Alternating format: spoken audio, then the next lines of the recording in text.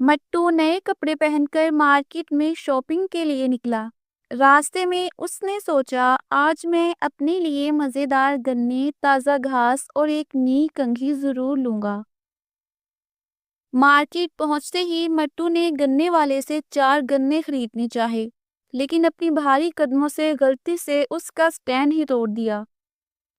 گنے والا غصے سے چلایا، ارے بھین صاحب، یہ کیا کر دیا؟ مٹو شرمندہ ہو کر معافی مانگنے لگا اور اپنی تھیلے سے ایک سکہ نکال کر دیا۔ پھر وہ گھاس والے کے پاس گیا۔